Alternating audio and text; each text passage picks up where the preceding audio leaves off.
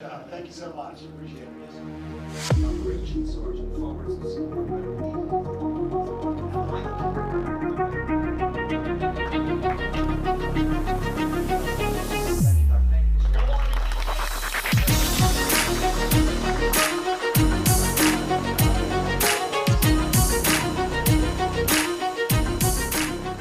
Oh, it's invaluable. It's keeping the skill sets up to par and beyond so that they're ready for any situation.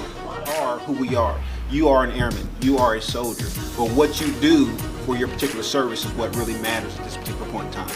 And what you're doing right now is building readiness so that when our service members go overseas and are placed in harm's way, they know that they are going to get the best medical care in the world if they become injured.